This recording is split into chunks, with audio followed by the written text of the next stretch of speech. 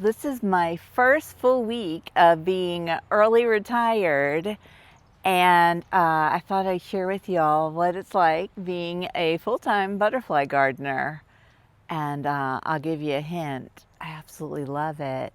But first I got to show you a little wiggly guy because I want to, he's kind of cute and I want you to see him. I mean, look at this little guy go. I'm hoping this means he's going to eclose.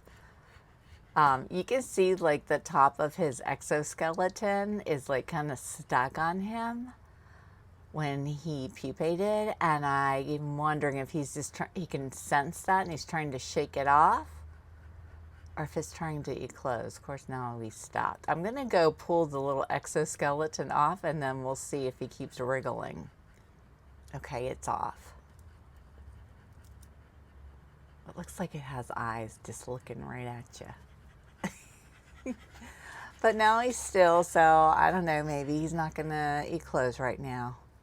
So I have been working every day, and I work like all day, filming, taking pictures, responding to social media comments, posting social media photos and content, starting seeds, potting plants for my nursery business. And I love all of it. It doesn't feel like work, but yet it is. It's my new work because I do get paid for all of it.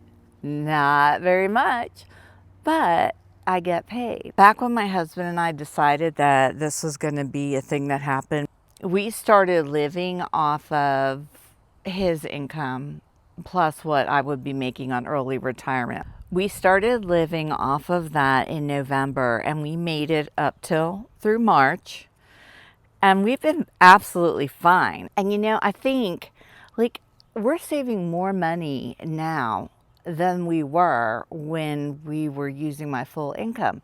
And I think how is that a thing? But the stress and the hurried busyness led to a lot of spending that was not necessary, like run to the grocery store and grab a bunch of stuff when you really didn't know what you had at home, but you knew you were hungry and you just wanted to get a bunch of stuff so you wouldn't have to go back to the store again. Ordering things on Amazon that you think you're going to need or run out of, and then there's the whole ordering things to try and make me happy, that I would know was coming or waiting for me after work. And I tried to use that as a way to have something to look forward to, I guess you would say, to make my current work situation better. And all that is gone now. It's actually nice, and it's kind of insane how leaving a stressful job and losing that income, we're actually better for it in the end. Okay, so let's talk about the fun stuff, the full-time butterfly gardening stuff. I literally come out here and I think, this is my life now. This is my life now. There were multiple days I came out in my garden and I jumped up and down and I squealed like a little kid. And I think, this is my life. I go sit in the chair and I just sit and I look. I've started reading a book. I haven't read a book in forever because, granted, you guys got to know, I've been working 2 jobs for quite some time. My YouTube channel, social media, and my nursery, plus being a full-time professional educator. So it was a lot. Well, now I do get to take moments of just pure enjoyment. And the weekends I spend with my husband, because I film and work during the weekdays, and we go off and do things together, which, poor him, like at the end of the week, he works at home. So on the weekends, he wants to get out of the house. Or me, I was out of the house working and I wanted to spend the weekend filming and doing things in my garden. But now we're kind of like on the same track where we can go off and do things on the weekend. And then I'm working in my garden all week and he's working all week, and we kind of have a lovely work-life schedule. It's fabulous. It's fabulous. I love digging my hands in dirt every day. I love trimming things in my garden. I love filming more. I just love it. I love growing plants. I love being able to deliver them to the nectary. I like experimenting with different things to grow and sell, like the little zinnia cups. Like, they sold out. And now I've got a bunch more zinnias growing. Let me show you. You look at all these little babies. One day soon being zinnia cups. Oh, look, and there's a little monarch caterpillar. And I also, like, I'm hearing from some of you asking me if I would come, like local, people who are local, if I would come help you work in your garden or plan out, and absolutely yes. I've got 2 people that I think I'm going to be doing that with, and hopefully I'll get some film of it and let you see what we come up with. Okay. Now, I have some not so great news. I know you see Ringo and Ray, mostly Ringo, but I have another dog, and she's been in the videos a few times. Her name is Coco, and she's a chocolate lab, and she's 13 and a half years old, which is old for a lab. My Coco, she has a tumor on her side, and it ruptured, and it's bleeding out. So it happened, what day is today? Friday, Thursday. It happened Wednesday night. Of course, night, you know, you can't get to the vet. But it wasn't bad, and I was able to, I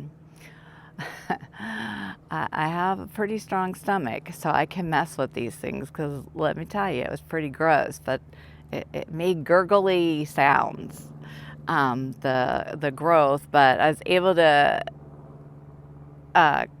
get it drained somewhat, clean it up, and wrap her so that she was good, and there was pressure on it till I could get her to the vet in the morning. And so when I got her to the vet, he said that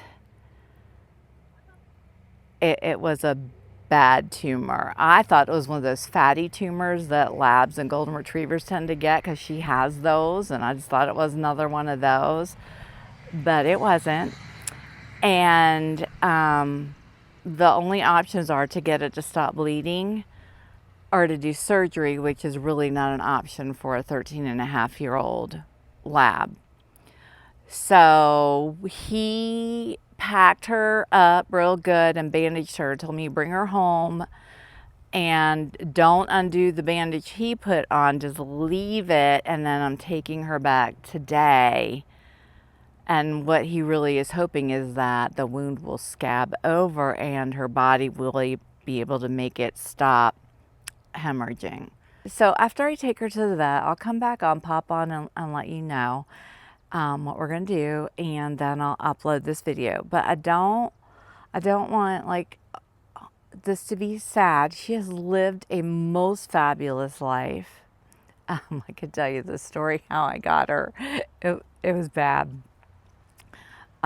First of all, I got her from a place I would never tell anybody to get an animal from. That was a pet store. And second, I got her while I was out Black Friday shopping, and my daughter and I wanted to go to this one store in the mall that wasn't open yet. So we decided, well, let's go in the pet shop. We'll just look around while we're waiting for that store to open. And there she was. And not only that, I think they train these dogs to do this, but we got her out to play with her, you know, because we thought, oh, we'll get her out and play with her. And she was clinging to me. And when the pet store people went to take her back, she was holding on to me. Like, it took like 2 of them to get her paws off of my neck. And she was looking back, like reaching back to me, because she so wanted me to get her out of there. So we left, and my daughter was upset, and I was kind of upset. And so we made that phone call. Any of you know who you are like an animal lover and would want to bring another animal into the house, but you have that husband that's like, no, we don't need any more pets. I mean, my husband's fabulous and I love him, but he's that, no, we don't need any more pets kind of guy until Ringo, but that's a different story. So I called him and I said, if I brought home a dog, would you divorce me? That's how I asked him. And needless to say, we got the dog. And she has been a fabulous dog. She grew up with my kids. They loved her. She played frisbee. Like we could throw it and she'd jump and catch it. This whole section of my yard was nothing but dirt. It was big, sandy dirt pile, and she would come and stand down here and we'd be at the other end and toss the frisbee down and she'd jump and catch it. And I kept my garden all at the other end until she got to the point where she wasn't playing frisbee anymore. And I left this all dirt and then I started moving the garden in. So all this garden and this wonderful soil was stirred up by her playing frisbee. And I'm trying to think, like when I started my channel, I don't know, you might be able to see kind of what this end of the yard looked like in my season 1 videos that are not listed. They're unlisted. I'm going to make them for members only. So if you want to see them, you'll need to be a member to my channel, which is only $4.99 a month. And but I think in some of those you can see what it was like down here, which is quite interesting how much it has changed. But she's my sweet girl, and I don't want you to be sad for me. She has had a wonderful life, and the greatest gift I can give her is to not suffer. And anyway, we'll find out. You know, you never know. We could get there, and maybe the doctor has come up with some, I don't know. I'll take a minute now and say, if you enjoy my channel and my videos that aren't usually like this, me talking all the time, but you know what they're like. Subscribe to my channel. Please tap the like button. And what else do I want to say? Oh, I saw an eastern black swallowtail just moments ago. It was a male, but I saw it. So there's hope. I'm standing in here surrounded by all their host plants. I need to get that planter that I bought assembled. And some of these plants planted in there so it'll be out and about where they can get to it. But that's another video. So thank you for everything. Thank you for all of your support. And I'll pop in and let you know what the vet said about Coco. And then I'll upload this video and you'll be watching it tonight, hopefully. Thank you so much. Okay, well, we're home from the vet and Coco is back home. Surprisingly, the wound looks like it is starting to close and heal. There is still some hemorrhaging, but it's less significant. You know, there are some other possibilities of what's happening, but she's back with me. She's home, and we're just going to take it one day at a time. So I'll be checking her wound, and he told me what to look for, and you know, if anything goes awry, to immediately bring her. So it's going to be a one day at a time thing, and we'll see how it goes. So thank you for watching my video, and I'll see you in the next one.